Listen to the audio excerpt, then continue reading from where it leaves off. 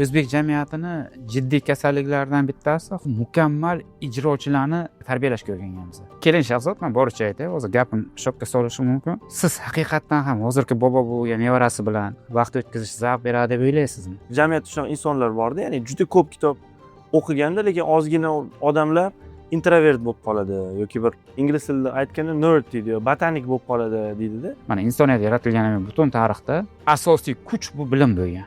Yana ham soddalashtiraman, savolga javobni bilish sizni qudratliroq qilgan. Bola bitta shaxs.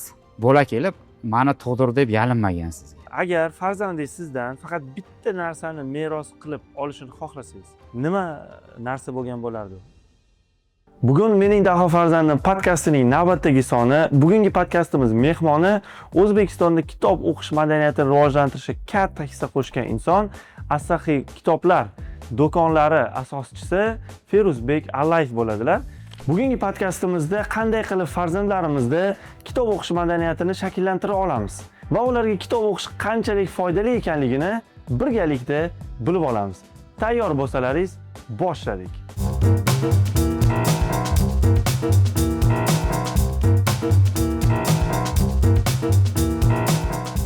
Thomson International School. Biz liderlarni yetishtiramiz. Assalomu alaykum barchaga, hurmatli ota-onalar, o'quvchilarimiz va bizlarni kuzatuvchilarimiz. Bugun Mening daho farzandim podkastining navbatdagi soni.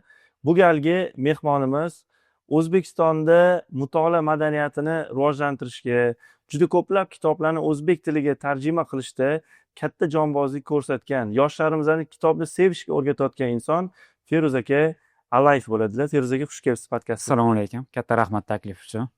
Bugungi podkastimizda Feruz aka qanaqa qilib farzandlarimizni kitob o'qishga o'rgatsak bo'ladi yoki o'zi kitob o'qishni nimadan boshlash kerak? Aynan shu kitob o'qish madaniyati haqida gaplashadigan bo'lsak agar, o'ylaymanki, ota-onalarimiz uchun ham, bizlarni ko'rayotgan farzandlarimiz, o'quvchilarimiz uchun ham juda ham foydali bo'ladi.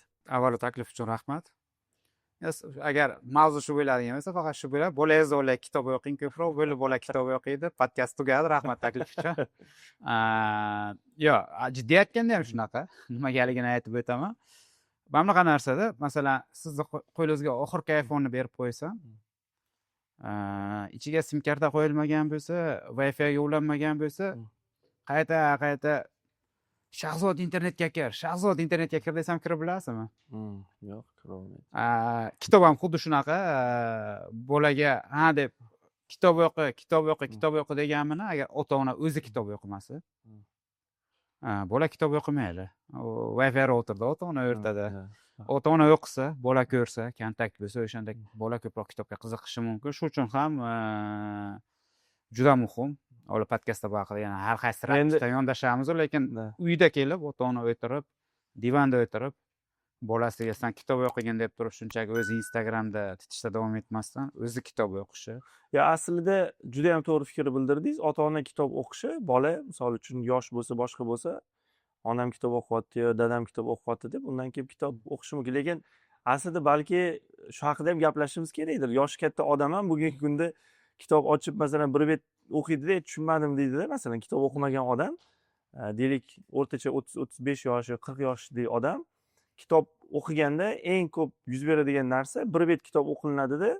Ko'pchilikda o'sha kitob o'qimaganligi uchun ma'lumotni eslab qololmaydi, bir-biriga ulolmaydi-da. Balkim shundan boshlaymiz o'zi. Ya'ni ota-ona sifatida, misol uchun, bugungi kunda ota-ona kitob o'qishni nimadan boshlash kerak? Yoki kitob o'qishdagi mana shunaqa kichkina bir baryeralar deymizmi yoki qiyinchiliklar masalan nimadan iborat?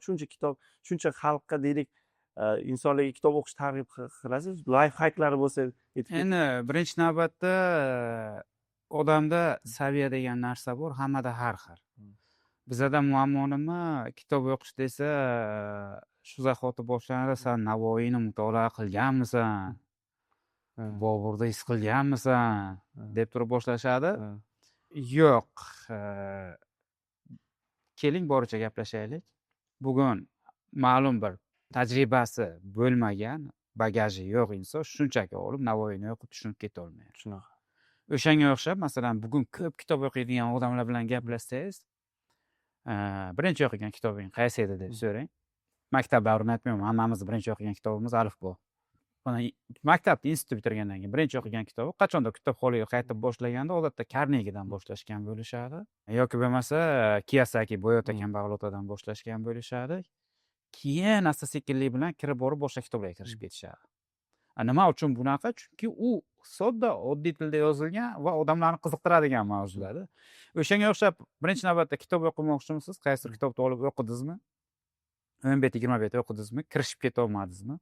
O'tib yuboring o'sha kitobni. Boshqa kitobga o'tish kerak. Qachondir qaytasiz o'sha kitobga. Undan ko'ra boshqa o'zingizni qiziqtirgan, to'xta keyingi betda nima bo'lagan deb turib, reels o'tkazishni o'rniga bet varaqlaydigan kitob bo'lsa, o'shanda keyin odam kirishib ketaveradi. Bittasini o'qiydi, saviya oshadi, ikkinchisini o'qiydi, saviya oshadi. Yig'ilib boruvchi effekt ishlagan paytda asta-sekinlik bilan ko'tarib boradi. Tabiiy bu, tushunish kerak. Masalan, kimdir kitob ochib o'qib tushunmasa, bu tabiiy. Menda ham bor, sizda ham bor, hammada bor. Masalan, menda ham, deylik, men o'rtacha har oy bir 10 tacha kitob o'qisam kerak. Har oy 10 ta. Har oy 10 tacha kitob o'qisam kerak. Men bu bir kunda necha bet kitob o'qish kerak? Har oy 10 ta kitob o'qish uchun. Men necha bet emas, parallel 5 ta kitob o'qiyman. Bu qanaqa bo'ladi? Odatda ertalab turganda hali joyimdan turmasdan yotgan holatimda 20 minut, yarim soatcha yaxshi motivatsiya beradigan biografiya yoki hayotiy misollar bilan yaxshi odamni kuniga energiya berib turg'izib yuboradigan kitob o'qiyman odatda. Undan tashqari ish kuni vaqtida odatda biznesni qiynayotgan qaysidir muammo yuzasidan professional kitoblarni o'qiyman. Deylik, masalan, hozir marketingda muammoga duch kelsak, yana marketing bo'yicha professional kitoblarni yoki finans bo'yicha muammoga duch kelsak, finans bo'yicha professional kitoblarni. Bu endi professional ishimiz, o'zimizni ishni yaxshilash uchun. Undan tashqari uyga qaytganda ko'pincha o'tirib qanaqadir ilmiy ommabop kitoblar o'qiladi. Bu ilmiy ommabop kitoblar har doim ham bu ishimizga aloqador nimalar emas, bu shunchaki odam o'zi uchun qiziq o'qiydigan narsa. Masalan, hozir qaysi kitobni o'qib turibsan desangiz, men dunyo portlari va ularning strategik ahamiyati haqida kitob o'qib turibman. Birorta portni egallash niyatim yo'q. Yoki bo'lmasa yaqin qo'shnimiz Turkmanistonga qanaqadir maxsus operatsiya boshlash niyatimiz yo'q. Shunchaki o'sha qiziq menga, masalan, portlar. Yo'q, qarang, meni hayotimda Feruz aka bir oyda, endi masalan men eshitganman, 2 ta kitob o'qidim, bir oyda 4 ta kitob o'qidim degan odam, lekin bir oyda har oy 10 ta kitob o'qiyman degan odamni men birinchi marta ko'rganman. Chunki men hayotdaman o'zim. Hayot tarzi, bu hayot tarzi.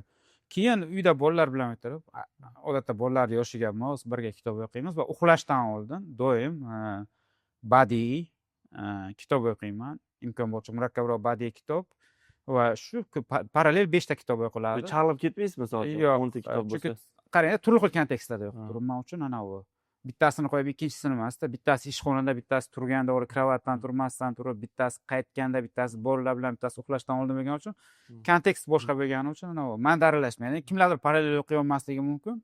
Men ana u juda odat yaxshi shakllangan parallel o'qiyman va o'rtacha shu bir oyda 10 tacha kitob o'qiladi va bu necha yildan beri shunaqa temp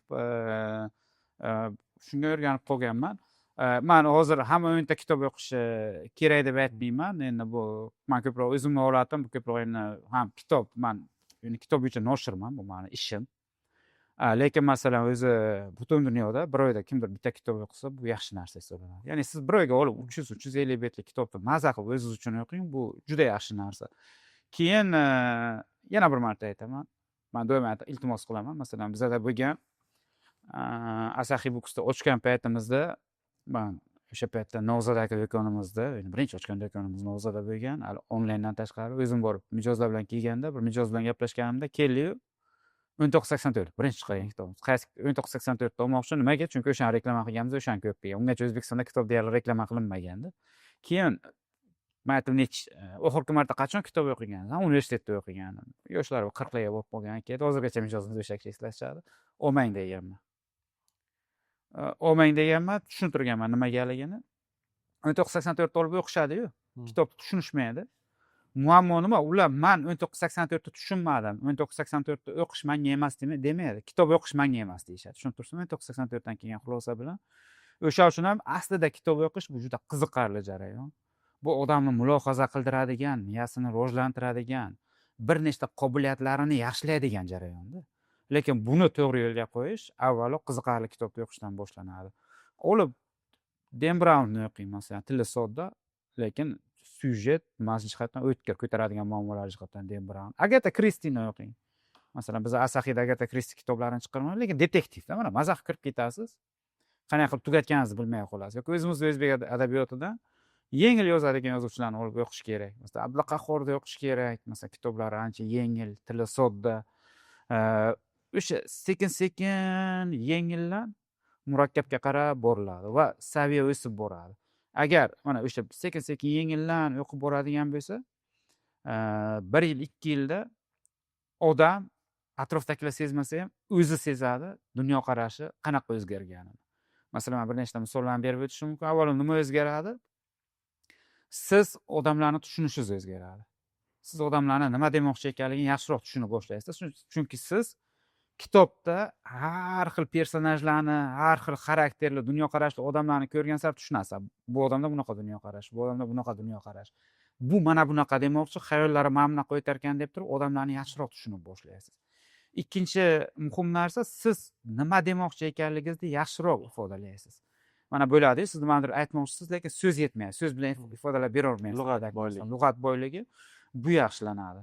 Uchinchisi, xotira keskin yaxshilanadi. Ya'ni siz o'qivergan sari o'zingiz bilmagan holatda xotirangiz doimiy yaxshilanib boradi.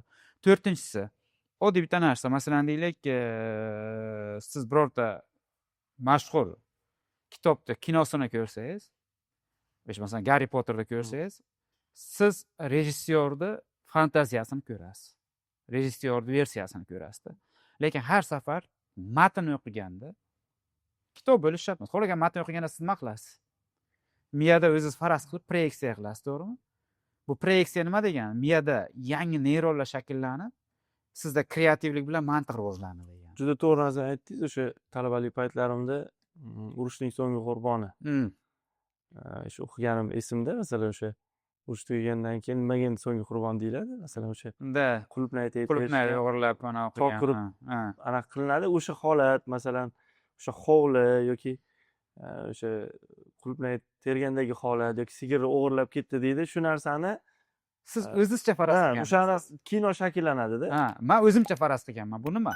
Men tayyor mahsulotni bermayapman-da, fast foodni. Va miyamni ishlatib kreativ qilib turibman. Bu kreativlikni keskin yaxshilaydi. Mantiqda ham keskin yaxshilaydi bu narsa. O'sha uchun ham mana bu miyani faoliyatini yaxshilash jihatidan bu juda katta instrument kitob o'qish. O'sha uchun ham kitob o'qib doimiy yaxshilab borgan yaxshi. Endi yana bitta savol, Feruz aka, mana shu joyda sal men sizga boshqacharoq savol beraman. Masalan, ba'zi birlar bor, muvaffaqiyatli insonlar kitob o'qiysanmi, nima qilaman kitob o'qib? Bundan YouTube ko'raman yoki kitob o'qimayman deydi. Masalan, kerak emas deb o'ylayman deydi bir xillar. Bu fikrga qanaqa qaraysiz? Bu fikrga men to'g'ri qarayman. Qarang, kitob o'qimasdan ham muvaffaqiyat o'zi aslida kitob o'qishdan maqsad masalan muvaffaqiyatli bo'lish emasmi? Yo masalan kitob o'qimasdan turib ham muvaffaqiyatli bo'lganlar bor-ku. Qarang, bitta narsani aytaman.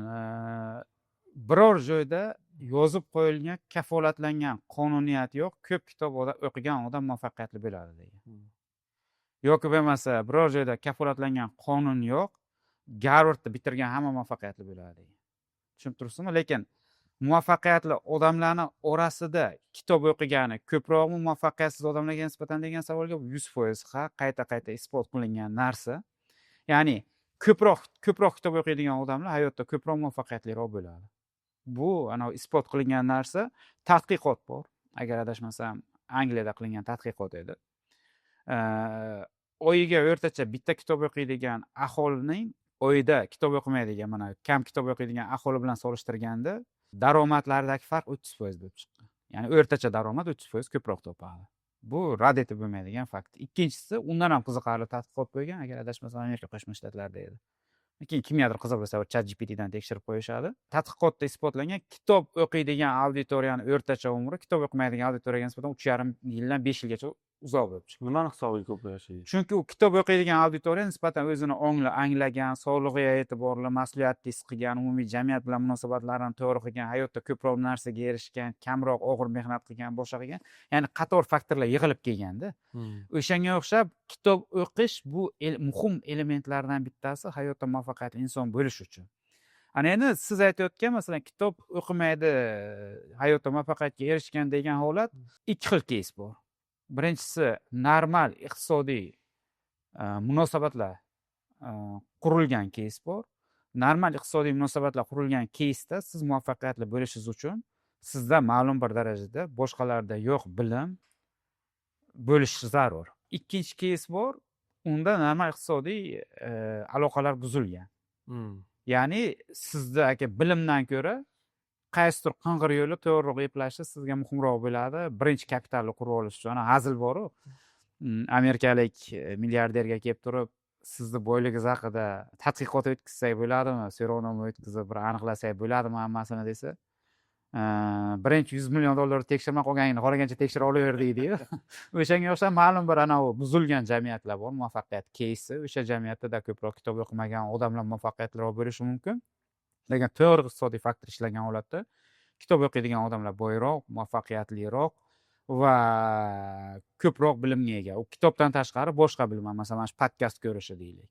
Podkastda ham masalan saviyali podkastni nisbatan muvaffaqiyatli odamlar ko'radi. Nima uchun? Chunki u saviyasi muhimligini biladi, saviya uchun ko'radi. Yoki hujjatli filmlar ko'rishi bo'lishi mumkin.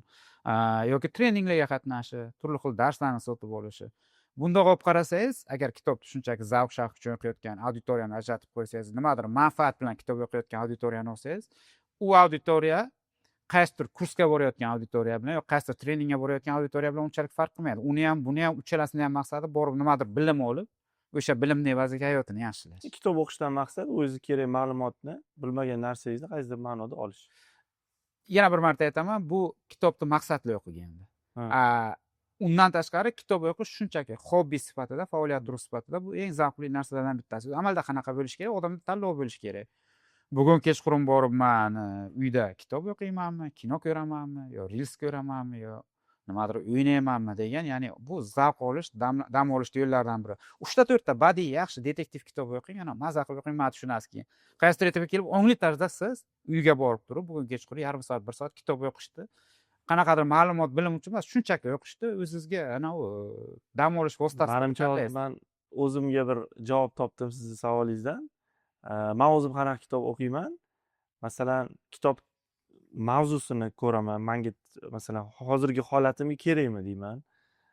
Keyin uni masalan o'sha avtorini ko'raman, odzivlarini ko'raman, ya'ni maqsadli o'qiyman-da. Qarang, Shahzod bir ish qilaylik. Siz Shahzod professionalni ajrating. Hozir shuni tushundimda men, ya'ni kitob o'qishni menimcha ko'pchilik shunaqa tushunadi. Siz kitobni hozir bular aytganlaridek agar hobbi uchun, prosta dam olish uchun o'qisangiz agar, bu zavqliroq bo'lar ekan-da. Xuddi shunaqa. Siz o'sha uchun ham Shahzod professionalni ajrating. Shahzod professional o'zi uchun kerakli, biznesga doir bo'lishi mumkin. Qaysidir kitoblarni bemalol o'qiyversin, maza qilib. Keyin yoniga shunday Shahzod shaxsni ajrating. U dam olish uchun nimalar qiladi? Dam olish uchun sport bilan shug'ullanishi mumkin, kino ko'rishi mumkin, reels ko'rishi mumkin, kitob o'qishi mumkin, ovga chiqishi mumkin. To'g'rimi? Ya'ni uni oldida bir nechta variantlar bor, choyxona boshqasi bor. Va Shahzod shaxs sifatida unga nima qiziq? Biznes manfaatni bir chetga surib qo'ydi, shaxs sifatida unga nima mavzu qiziq o'zi? Degan joydan kelib turib boshlasangiz, o'sha joyda siz kitob o'qishga kirishingiz mumkin o'sha mavzuga. Masalan deylik, sizda oddiy bitta, siz masalan ta'limni bir chetga surib qo'ysangiz, hobbingiz uyda kuchuk boqish bo'lishi mumkin. Va o'sha narsadan zavq. O'sha narsadan zavq olgan holatda sizga masalan o'sha kuchuklar haqidagi qaysidir kitob sizga qiziqarli bo'lishi mumkin. Lekin masalan siz futbolni Barselona jinnisi bo'lsangiz, Lionel Messi haqida kitobni sotib olib o'qisangiz, siz ana undan professional bilim olmaysiz, siz undan shunchaki zavq olasiz, zavq-shavq olasiz. Ya'ni siz bu ana u zavq-shavq beradigan lazzat manbai. O'sha uchun ham kitob yo'q. Maza qilib badiiy kitob o'qish kerak. Odam o'zi uchun yengil mavzuda, mavzu qiziqadigan, ichga kirib ketadigan narsani o'qisa, odam sezmagan holatda, mana men sizga aytgan kreativ, mantiq rivojlanishi, miya faoliyati yaxshilanishi, odamlarni tushunishi yaxshilanishi, bular bonuslari bular. Yaxshi kino ham xuddi shunaqa. Yaxshi kino ham odamni xuddi shunaqa boyitib, imkoniyatlarini oshirib boradi. Yaxshi kino ko'rgan sari. Mana masalan IMDb reytingdagi siz top 250 kinoni ko'ring. Men kafolat beraman, shaxs sifatida o'zgarasiz. 250 ta hamma kinoni maza qilib ko'rib chiqingda, top 250 da. kino ham yaxshi manba. Siz o'tirib 1,5-2 soat davomida bitta kinoda olib chiqilgan mavzuga chuqur kirib, o'qib, analiz qilib, boshqa qilib turib, chiqib ketganingizdan keyin asta-sekin o'zingiz bilmagan holatda dunyoqarashingiz o'zgaradi. Kino ham xuddi shunaqada. Lekin kitobda yana bitta katta ustunligi bor. Bu ilmiy asosan tushuntirib beraman. Miyamizda hamma narsa bilasiz, to'qima bo'lib, shakllanib, to'lqin bo'lib tarqaladi-yu. Siz bitta reelsni 1 daqiqa ko'rasiz. Miyada hech qanaqa to'qima shakllanmaydi. Bitta podkastni 1,5-2 soat ko'rasiz, bitta to'qima shakllangan bilan orqadan shu mavzuda nimadirlarni ko'rmasangiz mustahkamlanmaydi. Lekin odatda bitta kitobni siz 15 kundan 1 oygacha o'qiganingizdan keyin miyada o'sha ma'lumot qayta kirib, orqadan eslab, boshqa bo'lib bir-biriga ulab to'qimalar yaxshiroq shakllanadi. Ya'ni miyada mana neyronlar bir-biriga bog'lanib to'g'riroq shakllanishda kitob yaxshi mexanizm, miyani yaxshilab borishda, mavzuni mustahkamlashda. Shuning uchun ham kitob bu yaxshi dam olish vositasi deb qarash kerak va odamda ham o'sha ajratib olish kerak. Men o'zi kimni rolidaman? Men bugun podkastga siz chaqirganingizdan keyin bugungacha gapni uncha e'tibor berganman. Bo'ldi, syomka bor payshanba kuni. O'zi odatda har payshanba syomkalarni payshanba kunga qoldiraman, chunki kechki payt shunga ajratilgan. Keyin bugun sirazi uylab boshladim.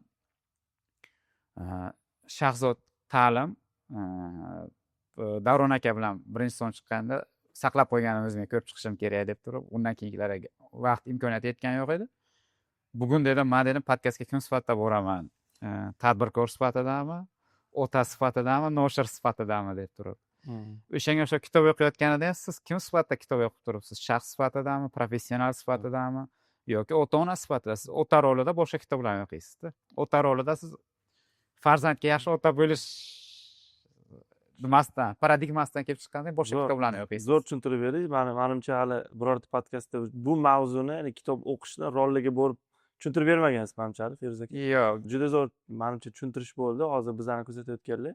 Chunki men o'zimga ham javob oldimda. Men bir tomondan qarardim, hozir mana Feruz akaning gaplaridan keyin o'ylab qoldimki, demak, zavq olish uchun hobbi sifatida qaraydigan bo'lsam, men umuman boshqa kontekstdagi kitoblarni o'qishni o'zimga demak tanlagan bo'lardim. Feruz aka, mana shuncha O'zbekistonda demak o'sha mutolaa madaniyatini, kitob madaniyatini rivojlantirishga hissa qo'shib kelgan Feruz Allayevni yoshligi qanaqa bo'lgan o'zi? Birinchi kitobi qaysi bo'lgan yoki uni ham ota-onasi kitob o'qishga qiziqtirganmi? Qanaqa boshlangan? Endi birinchi kitob alifbo bo'lgan, hamma qatori. Undan keyingilari uyda men 4 yoshimda otadan yetim qolganman. Bobom katta qilishgan. Bobom o'zlari o'qituvchi, ziyoli odam bo'lishgan. Doim kitob o'qishganda bobom o'zlari. O'sha uydan boshlangan. Uydan boshlangan, ya'ni uyda kitob muhiti bo'lgan doim va bizning uyda doim mana u hayotda muvaffaqiyat, yagona muvaffaqiyat yo'li deb doim ta'lim ko'rilgan. Sen hayotda muvaffaqiyatli inson bo'lmoqchimisan, sen o'qishing kerak, ko'p o'qishing kerak, bilimli bo'lishing kerak, shu seni muvaffaqiyatga olib boradi degan bu uyda paradigma bo'lgan. Shunga dasturlashtirilgan bizda. Oldin sen doim o'qib o'rganib, hayoting doim o'rganishdan iborat bo'lishi kerak. Umringning oxirigacha o'rganishing kerak degan. Necha yoshdan boshlagansiz kitob o'qishni? Mana bu o'zingiz mustaqil ravishda. Yo'q, juda erta boshlamaganman. Shu 6-7 yoshimdan, ya'ni ungacha kitobga qiziqish bo'lgan. U paytda kitoblar tanlov ham ko'p bo'lmagan. Hozirgidek hamma uyda kitoblar bo'lib turib, boshqa bo'lib turib. Shu alifboni o'rgangandan keyin asta-sekinlik bilan va baxtimizga endi ana u omadda yaxshi o'qituvchiga tushganmiz. Boshlang'ich sinf o'qituvchimiz ham juda ana u kitob o'qishda juda hal qiladigan odamlardan bittasi bo'ladi. Bizda Ra'no opa degan o'qituvchimiz bor edi. O'sha maktabda eng kuchli boshlang'ich sinf o'qituvchilaridan bittasi edi. Men eslab bilaman, alifboni hammadan oldin tugatganimga, ular alifbo o'tib bo'lmasdan turib o'qib boshlaganimga qanaqadir o'qish kitoblarini nimadirlar o'zlari qidirib topib ketirib berishadi. Kutubxonalarda yo'q edi. Aksiga olib bizda lotinga birinchi bo'lib o'tgan avlod bizda, birinchi sinfda. Lotin yozuvida kitoblar yo'q edi. Qanaqadir qilib o'zlari topib ketirib berishadi. Mana buni o'qigin, mana buni o'qigin deb kitob yetkazib berisholmasdi. O'sha paytda ham olib tez o'qib, voqealarni o'rganib, yodlab borib, hikoya qilib aytib berar edi sinfga chiqib doskaga. Ya'ni ikki tomondan omadli bo'lgan. Birinchisi oilada haqiqatan shunaqa kitob muhiti bo'lgan, kitob o'qishga undash bo'lgan. Ikkinchisi yaxshi o'qituvchiga tushganimiz ham biz uchun juda foydali omadli bo'lgan deb o'ylayman. Shu uchun masalan men uzr qildim, endi baribir sizda o'zi ta'lim haqidagi podkast kimdir masalan ota-ona sifatida ko'rayotgan bo'lsa, men doim tavsiya qilaman. Ayniqsa o'zi bolangizni kim o'qitayotganiga e'tibor bering, uni bilimiga, saviyasiga, darajasiga. Lekin borganda birinchi sinfda kim o'qitayotgani ham 11 hal ko'proq e'tibor bering, chunki u bolani ta'limga nisbatan birinchi munosabatini qo'yadigan, fundamentni qo'yadigan asosiy odamda. Uni vaqtida bola o'qishda, dars qilishda, ta'lim olishda yaxshi ko'rib qolsa, katta ehtimol bilan bu butun umr qoladi bo'ladi. Shunaqa. Zo'r narsani aytdingiz. O'sha baribir boshlang'ich sinf o'qituvchini o'sha bolani hayotida, odatlarini shakllanishida roli juda ham muhim. Shu o'rinda bir narsa aytib ketmoqchimanki, aynan shu narsani shakllantirish uchun biz maktabimizda 12 ta kitob loyihasi degan loyihani boshlaganmiz. Ya'ni bizani maktabda o'qiyotgan bola har oyda kamida bitta kitob, ya'ni o'sha ro'yxat qilingan o'zini sinfi yoshidan kelib chiqib 12 ta kitob o'qish kerak bo'ladi. U o'sha savodi chiqqandan keyin boshlanadi. Tadbirkor odamman-da. Hozir siz bilan o'tirib gaplashaman, ertaga borib yana kitob sotishim kerak. Shu 12 ta kitobni ro'yxat qilib, ota-ona qaysi kitobni qidiradi, asaqiydan degani. Shunaqa. U taklifni berish uchun. Ikkinchidan, endi agar maktabda bu savdo siri bo'lmaydigan bo'lsa, buni podkastdan keyin ochib qo'yadigan bo'lsangiz, masalan, ro'yxatni biriktirib qo'yasizmi, boshqa qilasizmi? Boshqalarga ham namuna bo'ladi. Boshqalar ham ertaga bolasiga olib shu 12 ta kitobni o'qitish kerak. Endi meni dunyoqarashim qanaqa bo'ldi? Bu narsani qo'yish to'g'risi qiyin bo'ldi, chunki har bitta bolaga uni ota-onasiga tushuntirish kerak, kitob oldirtirish kerak. Biz o'sha kitob yarmarkalarini qildik yoki ro'yxatini berdik, qayerdan olsa bo'ladi tushuntirdikda, ota-onalarga oldirtirdik va 2 oy buni men juda o'zim tepasida turib qattiq nazorat qildim va shunaqa narsa qildikki, masalan, bola kitob o'qiganini qayerdan bilamiz biz degan savolni berdik o'zimizga. Men aytdimki, o'sha bitta bloknot qilamiz, daftar. Ya'ni kundalik bo'ladi. Shu kundalikda u kitob o'qigandan keyin o'zini insaytlarini yozsin, masalan, shu kitobda nima o'rgandi, qanaqa narsa, umuman o'zi fikrini yozsa, bola demak qiziqadi bu narsaga. Endi dedim, men aytdimki, agar biz 3 oy davomida bolalarni shunga qiziqmaydigan bolani ham majburlasak, bu muhit shakllanadi. Rostdan ham shunaqa bo'ldi. 2-3 oydan keyin ota-onalardan shunaqa odzivlar kelishni boshladiki, bolam hech qachon kitob o'qimasdi. Hozir falon kitobni olib bering, buni olib bering, buni olib bering deb menga kelyapti, pul so'rayapti yoki men o'zim olib beraman, sizlarga rahmat dedi. Meni fikrlashim qanaqa bo'ldiki, agar bola 1-sinfidan 11-sinf maktab bitirguncha agar har yili 10 ta, 12 ta kitob o'qiydigan bo'lsa, maktab bitirguncha bola deylikki o'sha 100 tadan ortiq kitob bitiradi. 100 ta kitob o'qigan bilan o'qimagan bolani farqi menimcha u siz amalda uni hayotini o'zgartirib bo'ldingiz. Chunki bu kitob o'qib boshlagan odam tashlab ketmaydi. Bu odat u bilan butun umr qoladi. U butun umr miyasini yaxshilab, kitob o'qib, hayotiga mazmun kiritib berdingiz-da. Bitta narsa, masalan, siz ham sport bilan shug'ullanib yuribsiz doimiy. Mana sportga qatnab boshlagan odamga birinchi 3 oy doim qiyin bo'ladi. Shunaqa. Tana og'riydi, muskullar og'riydi, zo'riqadi, boshqa bo'ladi. Birinchi 3 oy o'tgandan keyin moslashib ketadi. 6 oy, 1 yildan keyin odam sport bilan shug'ullanmasa o'zini yomon his qilib boshlaydi. Shunaqa. Ya'ni o'zini noqulay his qilib boshlaydi, nimanidir yo'qotib qo'ygandek bo'ladi. Ya'ni bu odatga aylandida. Kitob ham xuddi shunaqa. Boshida bola zerikishi mumkin, injiqlik qilishi mumkin, o'qimasligi mumkin. Lekin bitta kirib lazzatini olib, o'ziga foydasini his qilib boshlagandan keyin bu odat odam bilan butun umr qoladi keyin. Shunaqa. Va yaxshi tomoni bu odatni shakllantirishda erta kechi yo'q. Bilasizmi, o'zi ana u katta yoshdagilar uchun bu ham mana u tadqiqot qilib isbotlangan narsa, eng ko'p kitob o'qish odati qachon shakllanadi? Men katta yoshdagilar universitetni bitirgan, ishlab yurgan odamlarni aytaylik. Mana o'qishni bitirib, ishlab hayotini qurib yurgan oilali odamlarni aytsak, qaysi yoshda boshlanadi kitob o'qish? Eng ana u oxirgi shans deylik bu. Qaysi yoshda boshlanishini bilasizmi? Yo'q, bilmasman. Buni tadqiqot qilishgan, tadqiqot shuni ko'rsatgan, bu 38 yoshdan 48-50 yoshgacha orasida ekan. Bilasizmi nimaga? Chunki shu paytda o'rta yosh inqirozi keladi. Ya'ni odam o'ziga savol bera boshlaydi, o'zi hayotga nima uchun kelgandim, orzularim qanaqa edi, men nima uchun yashab yuribman, nimaga erishdim deb turib, ana odam o'zini izlab qoladi. Hayotda ma'no qidirib boshlaydi. Ana u urodi uy oldim, farzandlik bo'ldim, oilalik bo'ldim, nimada ishlayman bilmagan, shu uchun tug'ilgandimmi deb turib, ana o'rta yosh inqirozi boshlanadi. Bu psixologiyada butun boshqa jarayon bilasiz, o'rta yosh inqirozi, o'rta yosh krizisi. Va o'sha paytda olib, mana 2 ta kitob o'qib qo'yadi, shu bilan odat bo'lib qolib, butun umringiz bilan qolib ketadi deganlar bu. Lekin kitob o'qishi hozir juda to'g'ri narsa aytdingiz ana. Bitta narsada foydasini bildim, ya'ni kitob o'qigan odam bilan kitob o'qimagan odam. Kitob o'qigan odam, masalan, yangi yo'nalishni o'rganishga qiynalmas ekan. Ya'ni katta hajmdagi ma'lumotni eslab qolish, uni miyasi demak o'sha bir anaqa fotosintez deydimi, ya'ni hazm qilishga qiynalmaydida. 5 bet kitobni o'qishga sabri yo'q odam yangi yo'nalishga agar kirish kerak bo'lsa, o'rgana olmas ekanda. Misol uchun mana shaxsan meni o'zim hozirda yana bitta yangi biznes yo'nalishlariga kirishga harakat qilyapmanda. Yangi yo'nalishga kirgan paytimda juda ham katta ma'lumotni o'qishim masalan kerak bo'ladi yoki eslab qolishim kerak, buni bir-biriga solishtirishim kerak. Aynan o'sha neyronlar bilan bog'liq bo'lsa kerak bu narsa. Kitob o'qimagan odam, mana deylik 35, 40 yoki 45 yoshdagi odamlarni bilaman. Qanaqadir bitta yangi yo'nalish, masalan biznes sohasida deylik, ochib ketayotgan bo'lsa, u sohaga kira olmaydi, chunki u o'qiy olmaydi. Ya'ni kompyuter oldida o'tirib 1-2 soat kitob o'qishi anaqasi yo'q. Bu hozir bu birinchi etapi. Birinchi etapi. Oxirida kitob o'qish bilan bu sport foydasini aytaman. Umringizda katta ehtimol bilan qanaqadir genetik bog'liqlik bo'lmasa, oxirgi 10-15 yilning sifati mana siz o'qigan kitob bilan shug'ullangan sport orqali. Bu keskin narsa, chunki nima bo'ladi? Miya faoliyati yildan-yil o'zini yo'qotib boshlaydi. 50 yoshdan o'tgandan keyin har yil agar adashmasam nechadir foizga pasayib boradi. Parkinson kasalligini o'zingiz bilasiz. Alzheimer bor.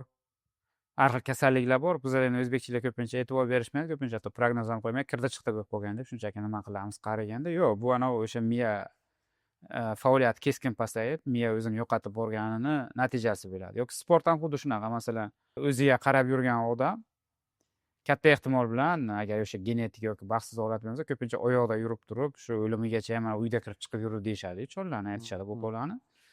Bu nima? O'sha to'g'ri hayot tarzi olib borgan, sport bilan shug'ullangan, o'ziga qaragan, boshqa qilgan. To'g'ri hayot tarzi olib bormagan odam qanaqa bo'ladi degan joyda sport tana uchun muhim bo'lsa, miya uchun kitob muhim. Men boshqacha aytgan bo'lardim, kitob o'qish va sport bilan shug'ullanish hayotingizni uzaytirmasligi mumkin, lekin sifatli hayot kechirishingizni xuddi shunaqa ta'minlaydi. Hayot sifatiga juda katta farq beradigan narsa. Keyin mana bu kitob o'qish majburlash degani bor, baribir majbur bo'lamiz. Chunki hozir zamonaviy texnologiyalar bizada boshqa bitta muammo yaratdi. Fokus bilan muammo paydo bo'ldi. Butun insoniyatda asosiy muammolardan bittasi fokus. Mana men 2010-yillarda Yevropada o'qib yurganimda qarash bor edi, qog'oz kitob chiqib ketadi, qog'oz kitob davri tugadi. Hamma elektron kitobga o'tib ketadi degan. Amalda nima bo'ldi? Mana 2025-yilda biz hozir qog'oz kitob o'qish darajasi oshdi. Qog'oz kitob sotuvi oshdi, qog'oz kitob ko'payadi, qog'oz kitobga talab ko'payadi. Bu nimadan deydigan bo'lsangiz, odamlarda fokus bilan jiddiy muammo paydo bo'ldi. Elektron kitob o'qigan paytda уведомление keladi, bo'ldi, ketdi fokus shu bilan. Shunaqa.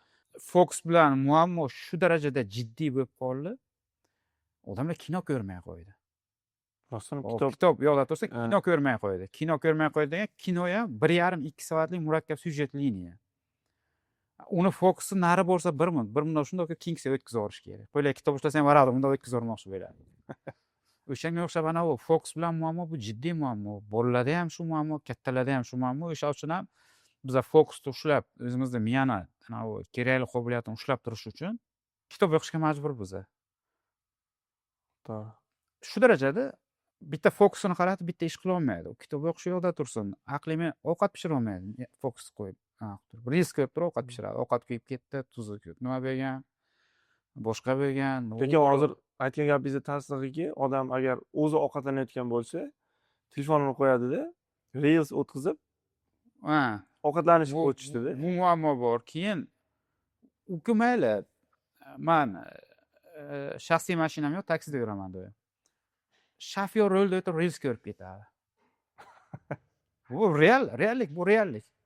Qo'yog'iga mana shunaqa o'tkazib ketaveradi. Men shu tushganimdan, ko'rganimdan aytaman. Aka, iltimos, bu faqat sizni xavfsizligingiz emas, meni xavfsizligim ham bu. Ikkinchisi, shuning deyman, masalan, siz birorta vrachga kasal bo'lib borsangiz, vrach reels ko'rib turib sizni qabul qilsa, vrachni mijoziga borgan holatda siz nima qilasiz deyman. Xuddi o'shanga o'xshab, men sizda hozir mashina haydashida mijozman. O'zi xato, siz rolda o'tirgan payt ko'rishsiz, lekin men siz ishda bo'lgan paytingizda, siz Yandexda bo'lsangiz, siz ishdasiz hozir. Siz professional shofyorsiz. Bu uchun rahmat, hurmat qilaman professionalligingizni. Lekin iltimos, men mashinadan tushib ketmagunimcha bu ishni qilmang deb aytaman. Tushunib tursiz? Bu jiddiy muammo. Ya'ni biz fokusni saqlash uchun ham ertaga majbur bo'lamiz. bu ana odamzod miyasi o'zini muhim bir funksiyasini yo'qotib boshlaydi. O'sha uchun ham majbur bo'lamiz. Ikkinchi yana nima uchun biza kitob o'qishga majbur bo'lamiz? Hozir qarang, mana o'zbek jamiyatini jiddiy kasalliklaridan bittasi xususiy ta'limda ancha vaziyat yaxshi, lekin davlat ta'limida nima? Biza mentalitetimizda ham bu muammosi, mukammal ijrochilarni ta'minlashga o'rganganmiz. Tayyorlashga, tarbiyalashga o'rganganmiz. Ota-ona uchun ham jim turib aytganini qilgan bo'la yaxshi. O'qituvchi uchun ham jim turib konspektini qilib darsini qilgan bo'la yaxshi. Universitetda ham jim turib formulaga kelib turib konspektini qilgan bo'la yaxshi. Natijada bularni ishi nima bo'lib turibdi ta'limda? Faqat yodlash, ijro qilish. U tanqidiy, tahliliy dunyoqarashda birinchi dabdalasini chiqaradigan bo'lsa, ikkinchisi savol berish qobiliyatini yo'qotadi. Uchinchisi insoniylik, empatiyani yo'qotadi. Ya'ni u tayyor ijrochi, butun umr unga aytishadi nima qilish kerak, shu chizilgan chiziq bo'yicha yashaydi. Yana ham soddalashtiramiz mayli. Hozir biza ta'lim bo'ladi nima talab qilib turibdi? Maksimal ko'proq yodlashni, ko'proq ma'lumot yodlashni. Hozir yodlash funksiyasi bilasizmi, kimga o'tib ketdi? Kimga o'tib ketdi? Bir o'ylangchi, yodlash funksiyasi kimga o'tib ketdi hozir? Telefonda? Yo'q, sun'iy intellektga o'tib ketdi. Sun'iy intellekt, to'g'ri. Sun'iy intellekt 10x, 100x ko'proq tezroq yodlaydi, ko'proq yodlaydi. Ana endi o'ylab ko'ring, hozir bolasini yodlash orqali faqat ijrochi qilib, sen yaxshi o'qigan, sen o'qigan, bu qilgin deb tarbiyalayotgan yoki boladan ijrochi bo'lishni talab qilayotgan ota-ona bu bolani faqat yodlash funksiyasi. Muammo tomoni yodlash bilan bog'liq xohlagan kasbni 10 yil, 15 yilda erta sun'iy intellekt olib qo'yadi. Tizimlashtirish mumkin bo'lgan xohlagan kasbni sun'iy intellekt olib qo'yadi. Biza nima qilishimiz kerak? Tanqidiy va tahliliy dunyoqarashi bor. Sun'iy intellekt ololmaydigan hudud empatiya, insoniylik va undan tashqari savol berib biladigan odam tarbiyalashimiz kerak. Bu kitoblarsiz imkonsiz. Ya'ni har qanaqasi biza majbur biza va yana bitta paradigma o'zgarishi hali ko'pchilikka yetib kelmayapti. Butun tarixda, mana insoniyat yaratilganidan butun tarixda asosiy kuch bu bilim bo'lgan. Ya'ni nimanidir bilish, axborotni bilish, yana ham soddalashtiramiz, savolga javobni bilish sizni qudratliroq qilgan, sizni boyroq qilgan. Va tarixda birinchi marta qudrat bilganni qo'liga emas, to'g'ri savol qo'yib berganni qo'liga o'tdi. Mana prompt engineering hozir mana. Sizni bundan keyingi muvaffaqiyatli bo'lishingiz siz to'g'ri savol qo'yib bilishingizdan boshlanadi. To'g'ri savol qo'yib bilish bu tanqidiy, tahliliy dunyoqarash. Tushuntirsin? O'sha uchun ham bu kitob o'qish, kitob masalasi bu yildan-yilga jiddiylashib boradigan masala deb bilaman. Feruza aka juda ham to'g'ri aytdingiz. Masalan, oldinlari aytishardi-da, to'g'ri savol berish bu javobni yarmi deb. Menimcha ChatGPT chiqqandan keyin o'sha prompt engineering deb aytdingiz. Ya'ni to'g'ri savol berish orqali xohlagan javobingizga qanaqadir ma'noda bugungi kunda o'sha ega bo'lishingiz mumkin. Boshqa tomoni bor. Siz bilan men baribir biznesda odammiz, biz biznescha fikrlaymiz. Biz aksar biznesmenlar biza asli muvaffaqiyatimiz tagida savol turadi. Ya'ni men mana bunaqa qilib ko'rsam bo'ladimi? Yoki mana bunaqa qilib ko'rsam nima bo'ladi degan savolni qo'yib, o'sha savollar orqasidan o'zimizga yangi imkoniyatlar ochamiz. Ya'ni bu oldindan bor narsa. Endi bu umumiy hammaga zarur ko'nikmaga aylanib turibdi. To'g'ri savol berish. Zo'r. Lekin yana bitta shu o'rinda menimcha ko'pchilikda shunaqa bir ichida o'tayotgan narsa borki, agar bola ko'p kitob o'qisa, yoki jamiyatda shunaqa insonlar borda, ya'ni juda ko'p kitob o'qiganda, lekin ozgina odamlar introvert bo'lib qoladi yoki bir ko'p kitob o'qisa, bir anaqada ingliz tilida aytganda nerd deydi, botanik bo'lib qoladi deydi-da. Bu nimaga bog'liq? O'zi odam ko'p kitob o'qisa mana shunaqa bo'lib qoladi, qanaqadir yopiq bo'lib yoki bir bo'ladi, shunaqa obraz shakllanganki, ochkisi bor, portfeli qo'lida, faqat kitob o'qib yuradi. Endi qarang, boshqacha tushuntiraman. Boshqa bitta buni analigi bor. Bu ko'p sport bilan shug'ullangan odam kachok bo'lib ketadi deb. Odatda kachok degani kim tushunsa, faqat musulga ishlayver, aqlsiz bo'lib ketgan odam. Lekin siz bilan men yaxshi bilamiz, hammani kachok bo'lib ketgan odam hammasi ham ahmoq emas-da, yo aqlsiz emas, yo boshqa emas. Ularning ichida ham aqlli insonlar bor, o'zi uchun qilayotgani bor, boshqasi bor. Bu odam kitob, o'sha mana mavzuni boshiga qaytamiz, yagona muvaffaqiyatni asosi emas. Kitob bu muhim elementlardan bittasi. Muvaffaqiyatli inson bo'lish uchun o'ta muhim elementlardan bittasi. lekin muvaffaqiyatli inson bo'lish uchun masalan deylik tanqidiy tahliliy dunyoqarash kerakligini aytdik. Ikkinchisi yana bir muhim narsa sport bilan shug'ullanish muhimligi. Uchinchisi to'g'ri ijtimoiy aloqalar, networking. Ya'ni odam sotsium, ijtimoiy jonzot sifatida jamiyatni ichida to'g'ri ijtimoiy aloqalarni o'rnatib rivojlanib bilishi bu ham muvaffaqiyatning bitta asosi. Yo, kitob mana deylikki unga qo'shildim men fikringizga, lekin kitobni deylik haddan tashqari ko'p o'qish.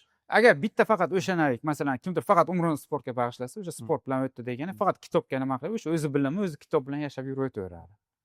Agar lekin u jamiyatda umumiy birga olib ketadigan bo'lsa, unda bu foydali, bu o'ta yaxshi narsa. Ikkinchisi o'sha kitobni o'zi yopib qo'ymagan, katta ehtimol bilan u bolada sotsium bilan, ya'ni ijtimoiy aloqalar bilan nimadir muammo bor. Kitob o'sha ijtimoiy aloqalardan muammolaridan qochishni bitta yo'li bo'lishi mumkin. O'sha yo'l bilan qochib ketib, o'sha joyda o'zini qutqarayotgan bo'lishi mumkin bo'lar. Yana ham bir aniqroq o'rganish. Demak, men hozir bu savolni nimaga ko'tardimki, mana bizani ko'rayotgan ota-onalar yoki o'sha o'quvchilar, bu botanik, bu ko'p kitob o'qisam men ham shunaqa bo'lib qolaman emas, balki u odamda ijtimoiy qanaqadir o'sha uzilish bo'lgan bo'lishi mumkin yoki boshqa faktorlar orqali bo'lgan bo'lishi mumkin. Lekin o'sha bu aynan kitob sabab emas demoqchisizda, bitta u faktor hech qachon unaqa bo'lmaydi. Xuddi shunaqa o'zi bola masalasiga kelganda juda ehtiyot bo'lish kerak. Alohida bitta faktorda olib, bitta o'sha faktordan asos yasash.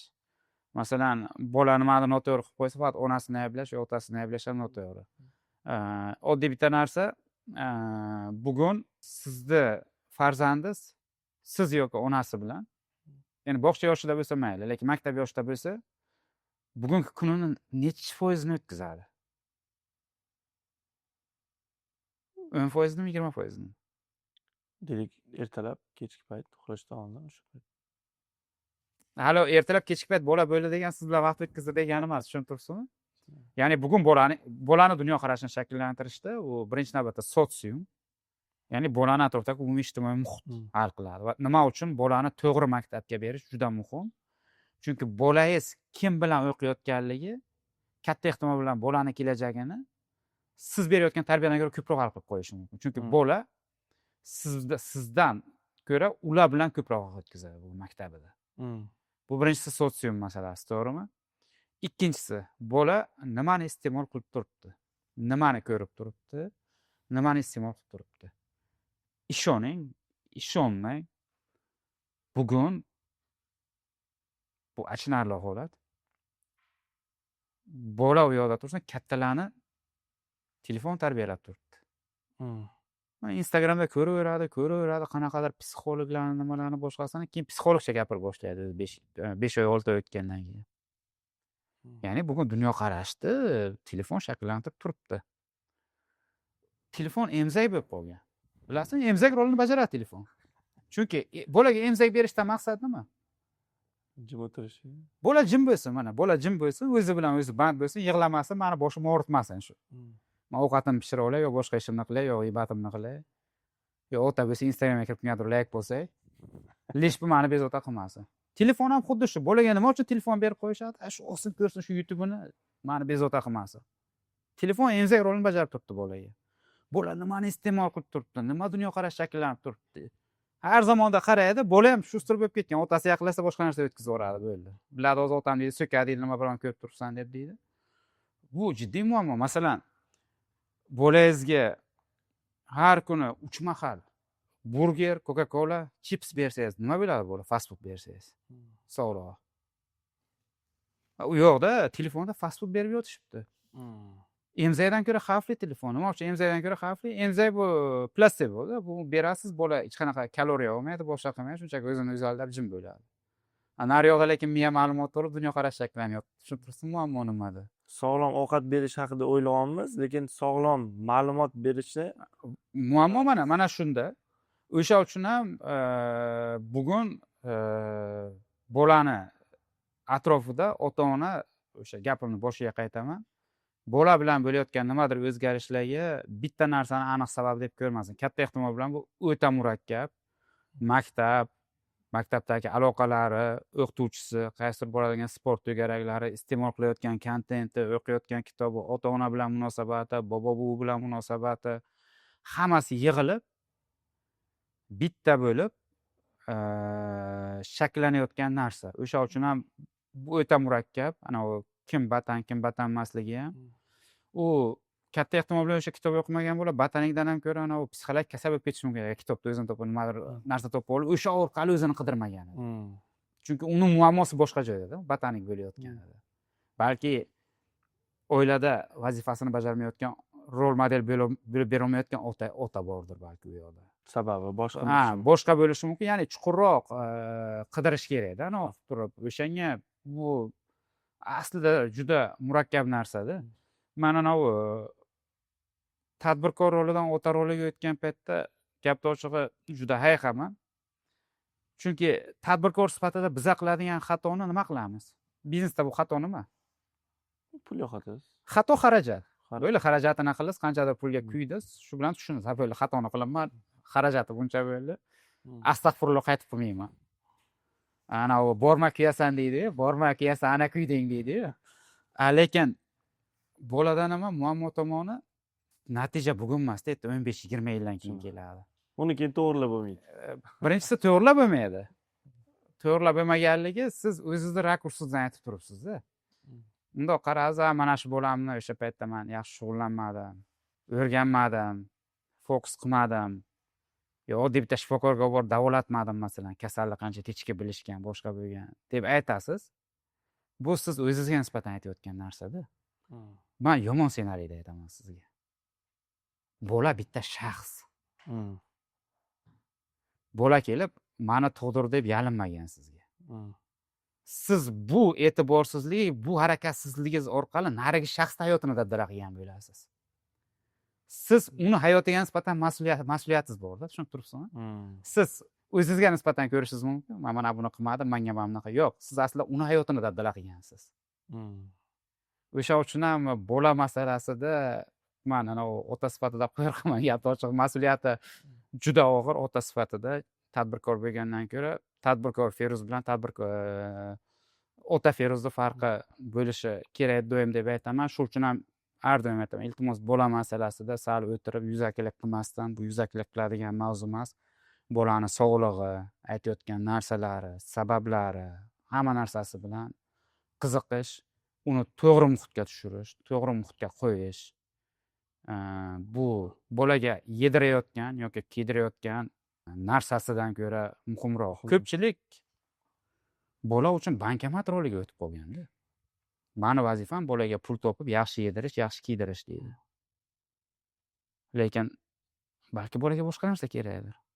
Bolaga o'sha yaxshi yegan, yaxshi kiyimidan ko'ra balki otasi bilan o'tirib, yo onasi bilan o'tirib, chin ko'ngildan bir yarim soat suhbatlashib, o'zini bugun qiynayotgan muammolarni aytib, balki bola uchun muhimdir. Hech o'ylab ko'rishganmikin shuni? Aytmoqchimanki, ota-onaning vazifasi faqat pul topib, bolani qornini to'yg'izish, yaxshi kiydirish emas. Bu birovning hayotiga nisbatan mas'uliyat. Yana bir marta aytaman, biror bola hali hech qachon ota-onasiga kelib iltimos meni tug'diring deb iltimos qilmagan. Demak, bizning farzandlarimiz aytadi, ana anekdot bor, bolasi kelib turib, ada siz o'g'il farzandlik bo'lmoqchi edingizmi? Qiz farzandlik bo'lmoqchi edingizmi? Qanaqa farzandlik bo'lishni xohlagandingiz desa, bolam aslida onam bilan kino ko'rishni xohlagan edik deydi-yu. O'shanga o'xshab bola iltimos qilmaganmi, bolaning hayotiga nisbatan biz mas'uliyatdamiz. Buni juda chuqur his qilish kerak. Mavzumiz kitob o'qish edi. Mavzu ota roliga o'tib ketdi. Aynan shu men tayyorlab kelgan shu savollarning ichida, demak, shu Feruzbek Allayevning ota sifatidagi rol haqida savollarim bor edi, Feruz aka. Siz ota sifatida mana boshqalarga ham menimcha foydali bo'ladi. Farzandlaringiz bor. Ikkita o'g'lim, bitta qizim bor. Farzandlaringizga qanaqa kitoblarni o'qitishni boshlagansiz yoki qaysi kitoblarni o'qitishni tavsiya qilasiz farzandlarga? Kitob do'koniga olib boraman, o'zi qaysi kitob tanlasa o'shani o'qiydi. Eng zo'r yo'li. Eng zo'r yo'li o'zi tanlasin. Masalan, 1-2 bo'ldi, men Harry Potterni olib kelib berdim o'g'limga.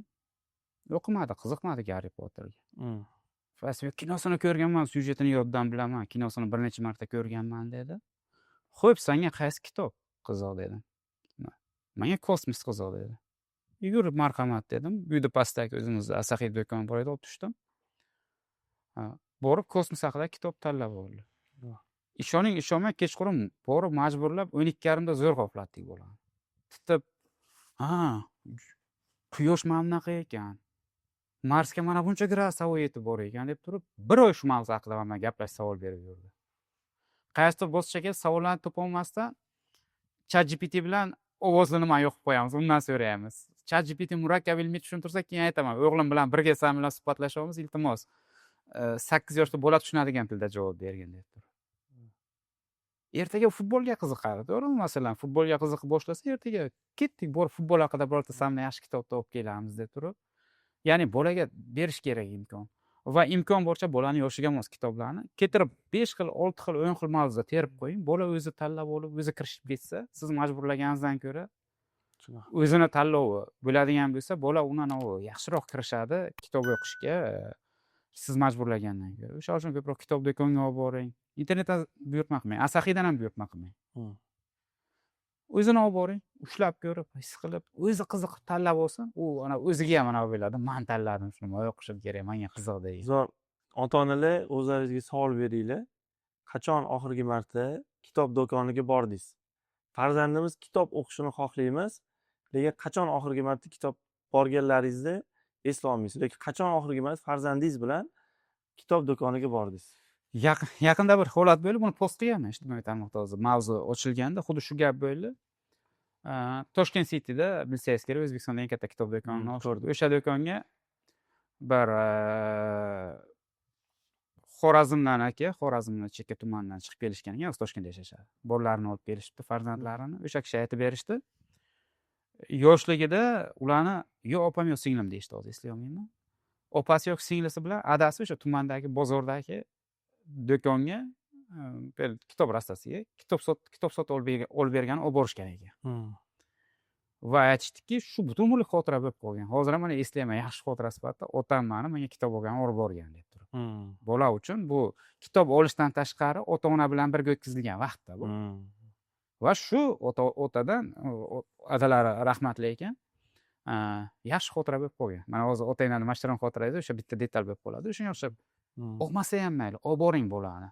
Men hozir kitob faqat bu kitob sotadi uchun gap yo'q. Asaxiy do'koni emas, xohlagan do'koningizga olib boring. Muhimi o'sha xotira qolsin bo'ladi. Mani bu bola uchun bir umrlik xotira. Mani otam bolaligimda qo'limdan yetaklab kitob do'koniga olib borgan. Zo'r narsa, hozir menga ham shu narsani eslatdi. Men litseyda o'qib yurgan paytlarimda o'sha endi kitoblarni qora qog'ozdagi pechat qilib, anaqa qilib chiqarishardi-da. O'shanda litseyga birinchi kursman, o'qishga kirdim va o'sha o'qituvchimiz 3-4 ta kitob sotib olinglar deb aytdi. Gramoviy kitobim ekan o'shanda keyin. Maktabda kichkina magazincha bor, o'sha kitob bo'lardi. Keldim, narxini so'radim. Keyin o'sha dadamga borib, dada, shu kitob olmoqchiman. 100 ming bering deganimda, qanaqa kitob olasan, nima olasan emas, kitob olmoqchimisan, mana 100 ming deb. O'shanda berganlar. Hali ham shu narsani eslayman, bu ham xotirada, misol uchun o'sha kitoblarni ustlarini biz skotchlab ishlatardik, uni muqova qilib. O'sha paytda baribir to'g'ri aytasiz, o'sha nostalgiya bo'ladi, qanaqadir yoqimli xotiralar bo'ladi. Yoki o'sha she'r kitoblarni olgan paytlari esimda. Baribir qaysi kitob yoqib qolsa, o'sha kitob qayerdan oldingiz, nima qildingiz, baribir esingizda qoladi. Juda ham yoqimli bo'ladi. Buni ham o'zini gashti bor. Shuning uchun o'sha Asahiyni Tashkent City'da o'sha eng katta menimcha O'zbekistondagi hozir. Shunaqa. Adashmasam, men unaqa kutubxonani Londonda ko'rdim. O'sha kirgan paytimda birinchi etaj, podval juda ham katta, masalan, kutubxonalar endi kitob madaniyati yo'lda ancha yaxshi rivojlangan. Shunaqa kutubxonalardan biri bo'ldi. Albatta farzandingizni olib boring va o'zini qiziqishiga qarab o'qimasa ham, varaqlasa ham, menimcha kitob olib bersa juda to'g'ri bo'ladi. Feruza aka, navbatdagi sizga savolim, agar farzandingiz sizdan faqat bitta narsani meros qilib olishini xohlasangiz, o'g'illaringiz, qizingiz, misol uchun, nima narsa bo'lgan bo'lardi sizdan? Moddiy narsa, ma'naviy narsa, aynan qaysi ma'noda? Moddiy ham bo'lishi, ma'naviy bo'lishi ham mumkin. Endi menimcha birinchisi hayotda juda muhim ko'nikma, doim izlanish, o'rganishga, yaxshilashga harakat. Agar manimcha men o'zimni tabiatimdagi eng yaxshi narsalardan bittasi doim izlanib yurgan nimadir yaxshilaymiz deyman. Bu tadbirkor odamni geniga kirib ketib qoladi bu narsa. Shu narsa men uchun doim hayotda masalan nima har doim yaxshilashga o'rganishga izlanishga harakat. Agar shu narsani menimcha olishsa, agar shu narsa ularda ham shu tabiat shakllansa menimcha doimiy o'qib o'rganib yaxshirog'iga erishaman degan shakllansa men xursand bo'lardim. Aynan shu narsa bo'lishiga, lekin bitta narsani men aytaman, bolaga majburiyat yuklashdan juda qo'rqaman. Nimagaligini aytib o'taman.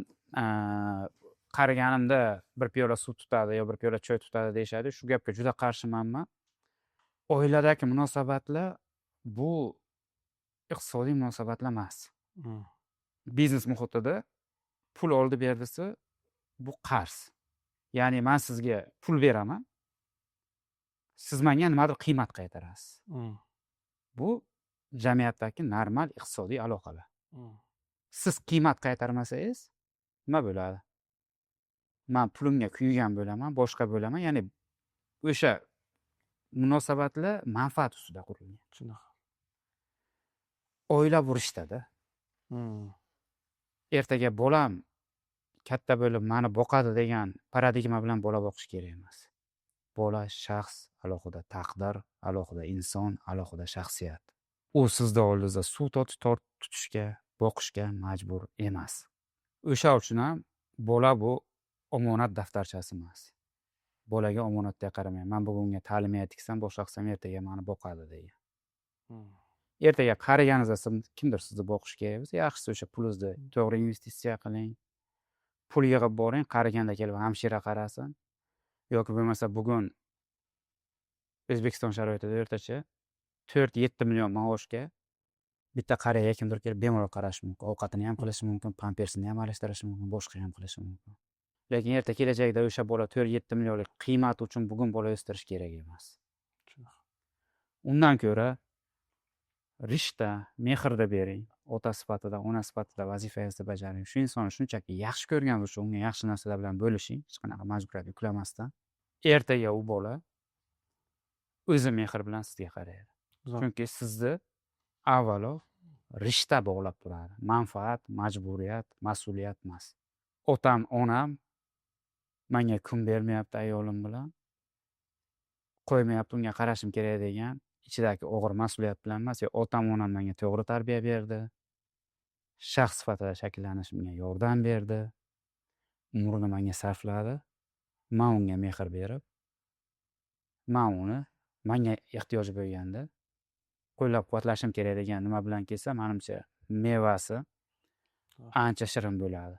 Lekin men juda qarshiman bolani nimagadir ota-ona majburlab, uni hayot yo'lini o'zi chizib qo'yib, bitta shaxsni hayotini tabdila qilishi. Ko'pincha mana shu bilasizmi, ertaga qariganimda bolam menga qaraydi deganda, realistik bo'lsak, birovni bolasi menga qaraydi degan narsaga boramiz. Bilasizmi shu narsani? Qaysi ma'noda? Chunki keling, O'zbekistonda ota-ona bilan kim qoladi? Oxirgi farzand. Oxirgi farzand qoladi, o'g'il farzand. O'g'il farzand qoladi. O'g'il farzand ota-onaga qaraydimi, ovqatini pishirib berib, kirini yuvib? Yo'q. Bu degani, bolam menga qaraydi degan umid yakunda kimningdir qizi qachondir uyimga kelin bo'lib menga qaraydi degan umid. Ya'ni begonaning, boshqaning farzandi qachondir kelib menga qaraydi degan umid u. Endi fikringiz to'g'ri Feruz aka, lekin baribir hozir o'shani ajrata olishimiz kerakki, hozir bir noto'g'ri fikrga borib qolmasin auditoriya. Endi farzand to'g'ri baribir rishta bo'ladi. Men o'zim bu haqida ko'p o'ylaganman. Ya'ni o'sha qarigan paytda, masalan, inson deylik o'sha farzandli bo'layotgan paytda ertaga qariligini ham o'ylash kerak. Bizda ko'p holatda qanaqa bo'ladi? Qariganda nevaralarimga qarab uyda o'tiraman degan bir tushuncha borda, lekin bu agar chet mamlakatlarni ko'radigan bo'lsangiz yoki o'zimiz kelayotgan turistlarni ko'radigan bo'lsangiz, 60-70 yoshida ham o'sha er-xotin safar qilib yuradida. Ya'ni shuni hisobini yoshlik paytida olib qo'yadi.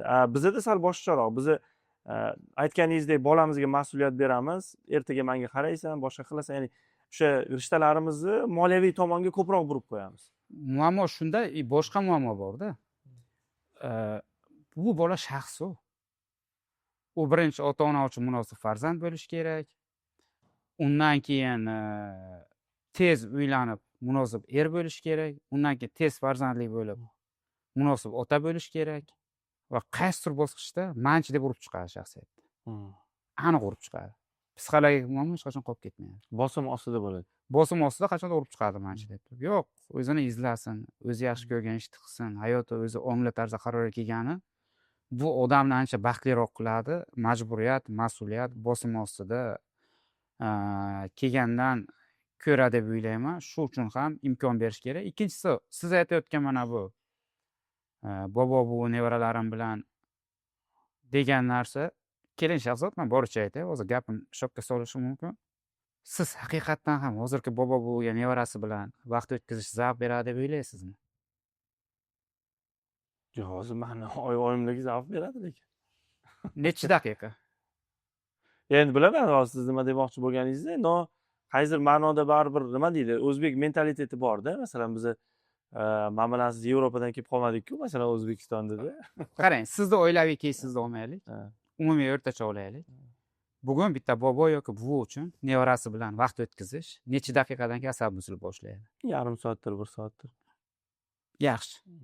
Bo'ldi, undan ortiq emas. Yarim soat, 1 soat asabi buzilib boshlaydi. Onasiga o'tasa, o farzandingni deydi. Shunaqa. Ikkinchisi, hozir aksar bobo buvilar nima bilan band? Nima bilaman, nevarasi bilan. Mana sizni keyingizdan olaylik. Oyingizlar nima bilan band aksar vaqtda, masalan, nevarasi bilan o'tkazmagan vaqtda? Yo, mani oyim uy bekasi misol. Uy bekasi, uyda nima bilan eng ko'p vaqtlarini nimaga sarflashadi? Uy ishlari, ovqat pishirish, boshqa qilish, bozorga chiqish, shunaqa. Yaxshi. No, aksar holatda keling, boricha aytaylik, bugun reallik qanaqa? Bobo buvilar ham telefonda o'tirishibdi. Bobo buvilar ham telefonda. Ana u oldiga yugurib kirgan nevara nima qiladi? Uni rilsdan chalg'itadi-da. Ko'rib turgan narsasi, tushuntiribsizmi? Ya'ni achinarli holat. To'g'ri, ana u yoshlikdagi bobo buvi bilan unaqa bunaqa nima qilamiz? O'zgarish, jamiyat o'zgarishi, bu bugun reallik. Paradigma o'zgardi. Bobo buvi uchun bolasi bilan kun bo'yi o'tirib, ertaga o'qib berish, yo hayotdagi nimadir aytib berish, birga dars qilish degan narsa hamma joyda emas, men butunlay demoqchi emasman, lekin asta-sekinlik bilan yo'qolib turibdi. Bobo buvi ham bolaga na ota-ona fokus qaratadi, na bobo buvi qaratadi. Natijada bola o'zi bilan o'zi bo'lib qolib turibdi. Ya'ni bu paradigma ham o'zgardi. Undan ko'ra tinchlikni ma'qul ko'rishadi, ana o'qigandan ko'radi. Tushunib turibsizmi? Yana bir marta aytaman, kontekstga bog'liq. Lekin asta-sekinlik bilan shunga qarab ketdi. Aksar bobo buvilar ham telefonda o'zi bilan o'zi like bosishgan, qaysi ma'lumotni o'qishgan. Afsuski, axborot oqimida qaysidir nimalarga ham kirib ketib qolishadi, noto'g'ri tushunchalarga, boshqasiga. Lekin shunaqaki, afsuski, ular uchun ham, ularga ham hozir tinchlik masalan. Ularni tinch qo'yishi, shunchaki ular o'zi sog'lig'i bilan muammosi bor, charchoq bor, boshqasi bor, hayotini tinch yashashi. Endi baribir odam, masalan, Ferzuki o'zi masalan mavzuyimiz bu tomonga qarab ketib qoldi-ku. Lekin baribir masalan yoshi katta odamga baribir o'sha yaqin rishtalar haqida gapirdik-ku, bir o'ziga yaqin bo'lgan, masalan, sinfdoshi bo'ladimi, qarindoshi bo'ladimi, o'sha nima ustida aytmoqchiman? yonida bo'lishini xohlaydi-da, ya'ni har doim emas. O'sha rishtani ustiga quraylik demoqchiman. Majburiyat yoki mas'uliyat ustiga. Majburiyat noto'g'ri, majburiyat, chunki bolani o'zini hayoti yo'q bo'lib qoladi. Xuddi shunaqa. Bola omonat daftarchasi emas. Shuni tushunishimiz kerak. Rishtani ustiga quradigan bo'lsangiz, bu ajoyib. Ya'ni mehr muhabbat, o'zaro hurmat, oilada men bu insonni yaxshi ko'raman, bu meni ota-onam, men bu bolani yaxshi ko'raman, bu meni bolam. Hayotida muvaffaqiyatli holatlar bo'lishi mumkin, muvaffaqiyatli holat bo'lishi mumkin, lekin men uni hayotidagi holatdan qat'iy nazar yaxshi ko'raman. Qizim yaxshi qildim, tarbiyaga chiqardim, yaxshi inson bo'ldi. Xursandman hayotda baxtli bo'lgani uchun. Ajrashib keldi, turmushi o'xshamadi. Achinarli ahvol. Qizim sinov ketdi, lekin men bundan seni kamroq yaxshi ko'rib qolmayman. Meni rishtam, men ota yoki ona sifatida rishtam, men seni farzand sifatida yaxshi ko'raman. Ya'ni rishtani ustida qurishimiz kerak oilaviy munosabatlarni. Gapni nimadan boshladim? Kontekstdan yurmasak ega. Manfaat emas, rishtani ustida qurilsa, menimcha oilaviy munosabatlar ancha yaxshi bo'ladi deb o'ylayman. Zo'r Feruz aka. Juda ham nima deydi, bir bahslarga boy podkast bo'ldi deb o'ylayman. Asosan o'zi ko'proq nima deydi, kitob haqida gaplashish bilan xohlagandim. Aynan shu maqsadga ham erishib oldim. Ko'proq kitob o'qish, qanaqa kitob o'qish yoki kitob o'qishdagi o'sha har xil bo'ladigan jarayonlar, masalan, shular haqida gaplashdik. O'sha podkastlar oxirida odatda blitz savollar beraman. O'sha qisqa javob berishingizga to'g'ri keladi. Tayyor bo'lsangiz boshlaymiz blitz savoldan. Bola kuniga necha daqiqa kitob o'qish kerak? Qancha xohlasa o'shancha. Multfilm yoki kitob? Ikkalasi ham. Qog'oz kitobmi yoki elektron? Qog'oz kitob. Majburiy o'qishmi yoki xohish qo'yib berishmi?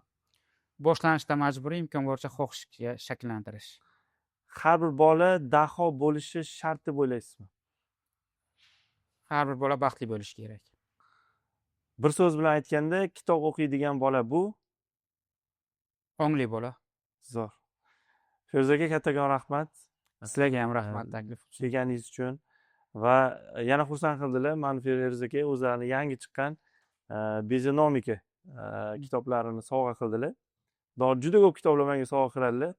O'zim ham Asahiyni juda ko'plab o'sha aynan biznesga taalluqli, shaxsiy rivojlanishga taalluqli kitoblarini o'sha o'qiganman, sizlarga ham tavsiya qilaman.